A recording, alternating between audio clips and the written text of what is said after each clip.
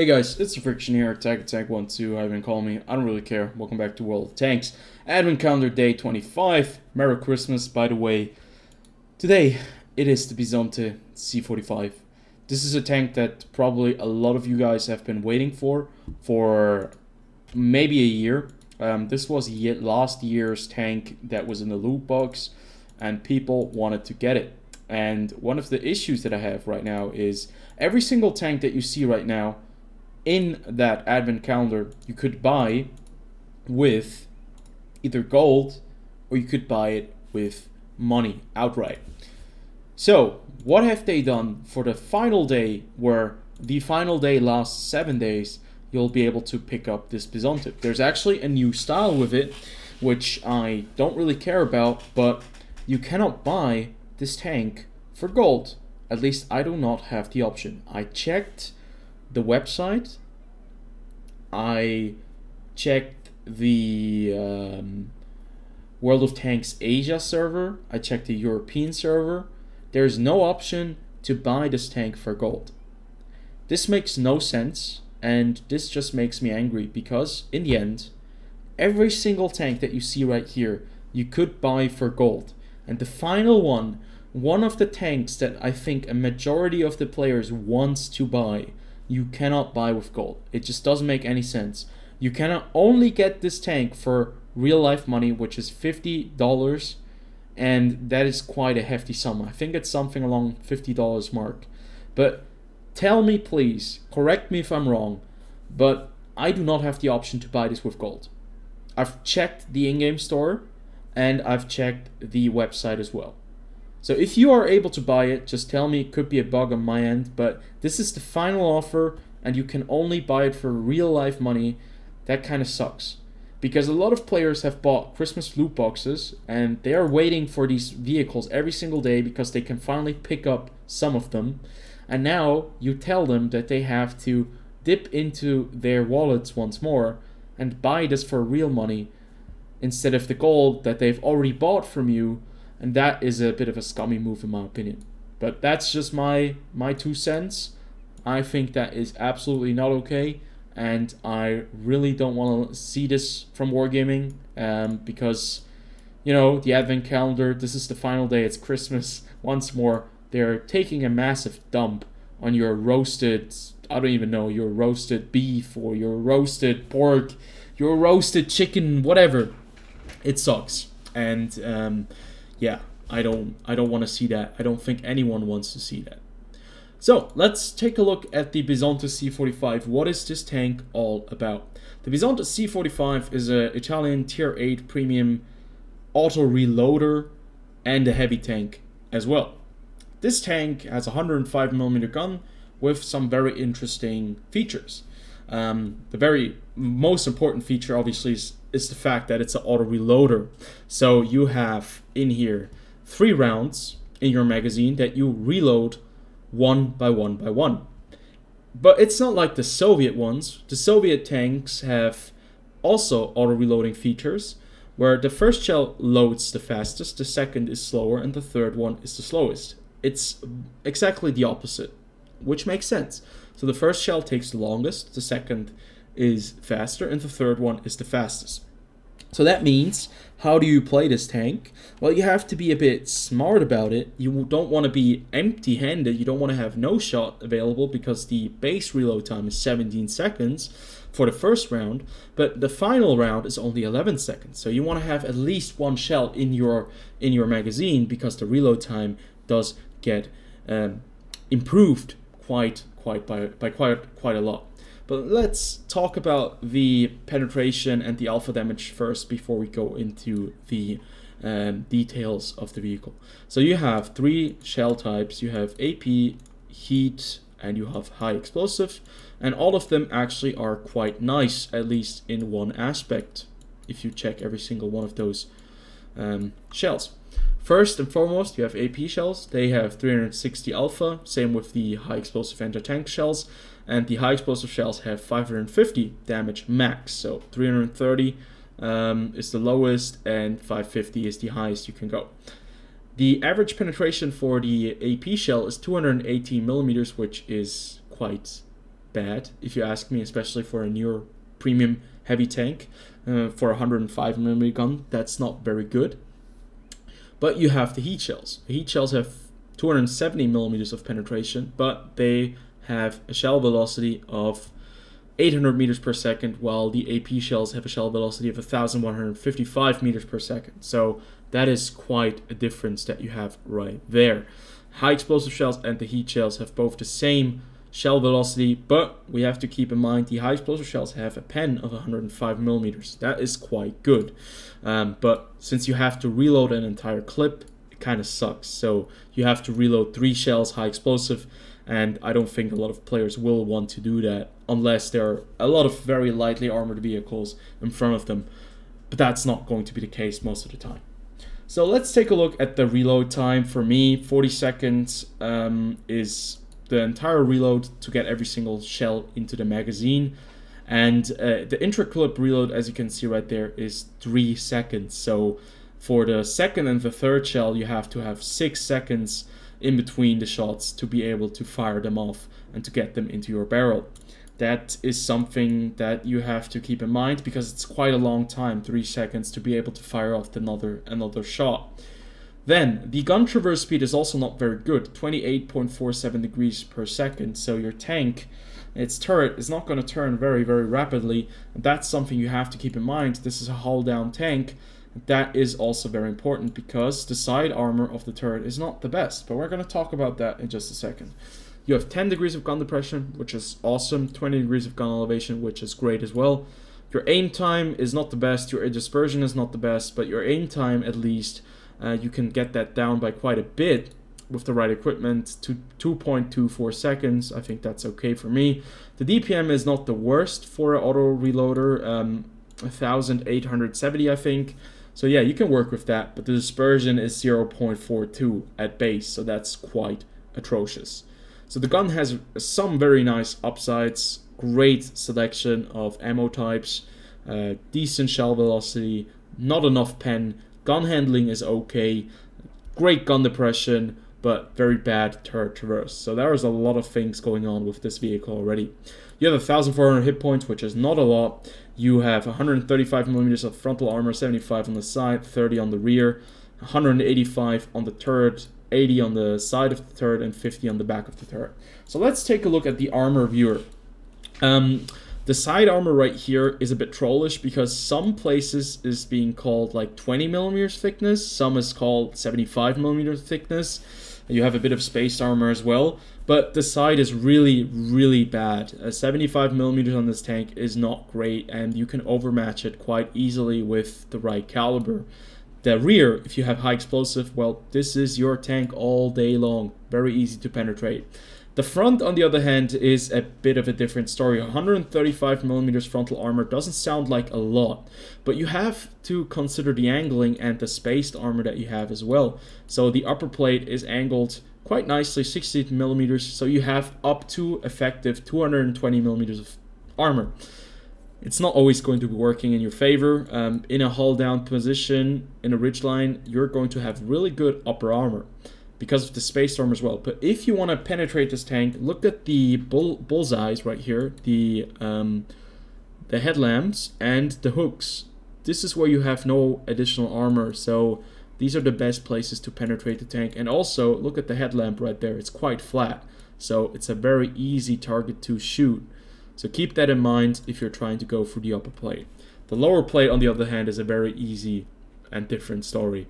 80mm max thickness, 95 maybe. Very easy to penetrate with 45mm. So yeah, that's where you can go through the tank. The hull is not the best. The turret, on the other hand, is quite nicely armored. You have a face shield as well.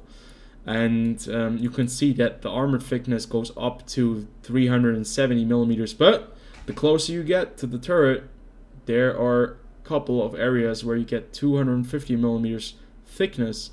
I think if you have the right angle, that's where you can probably penetrate with some heat shells. Now, what is also a target is the gun mantlet right here.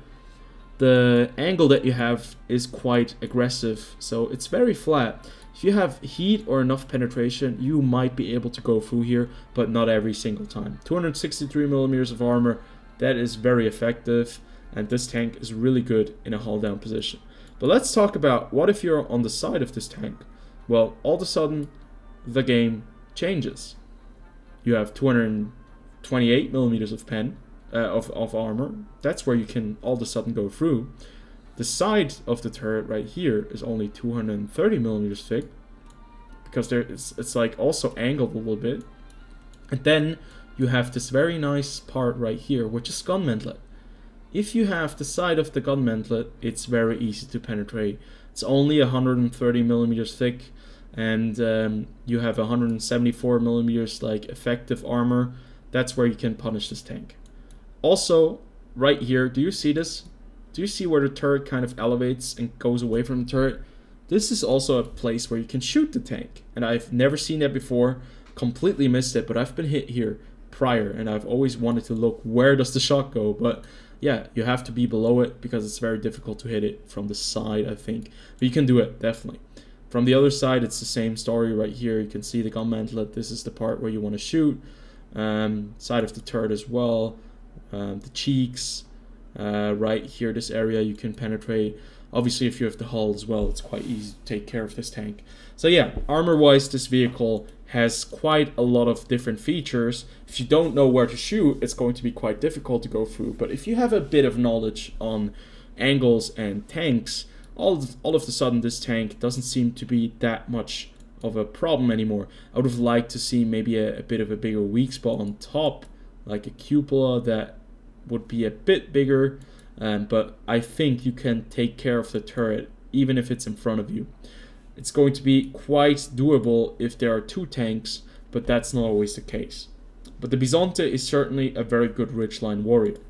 Moving on to mobility, this is where you have quite an interesting picture, because you have great top speed, you have very bad reverse speed of 15 kilometers per hour, but you have 50 kilometers per hour top speed, which is great.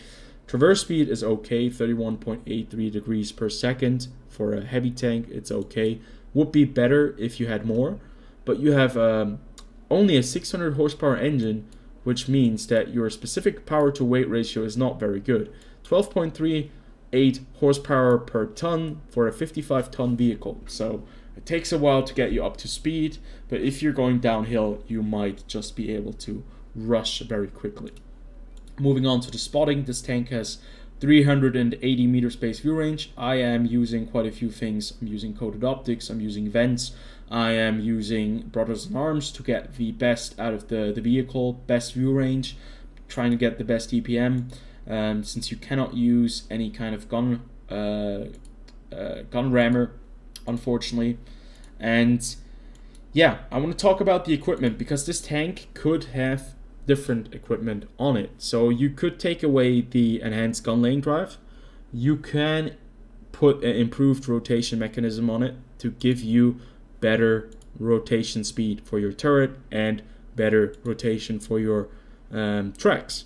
That's something you could do.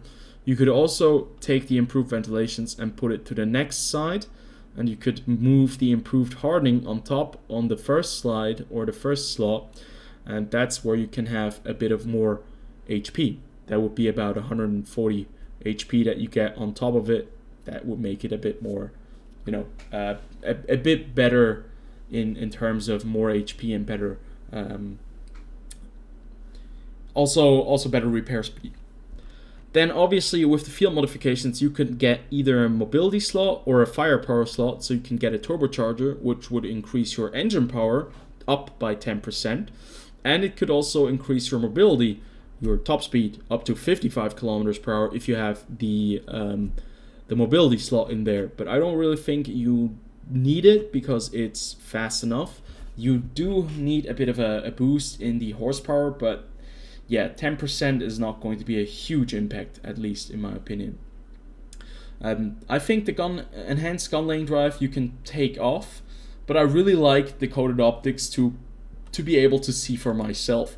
Let's talk about the field modifications real fast before I talk about if this tank is worth it or not. And right here you have either the option of maintaining top speed or getting better traverse speed. So I would go for better traverse speed.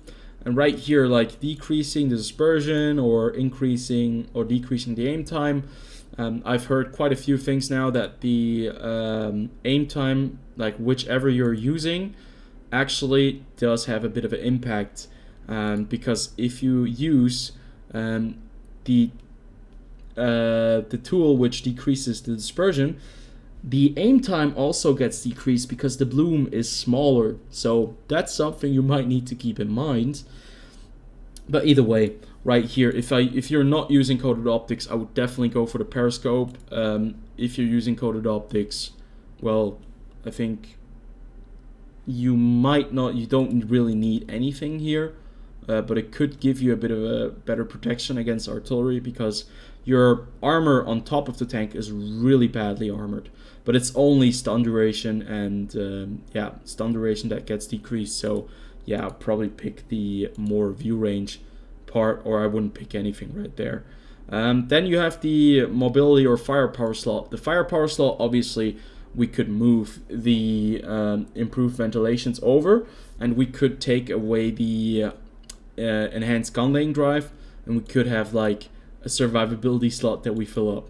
But either way, that's all up to your own interpretation, how you want to play this tank. There are a lot of ways that you can play the Bisonte C-45. This tank is a lot of fun, but it takes time to learn it, because it's not very straightforward like some other vehicles. It's not as powerful as the Progetto 46. That thing is really, really good. But the Bisonte C-45 has some areas that you need to learn about. You need to get invested into this tank, and it takes time to get to learn how to play this tank correctly.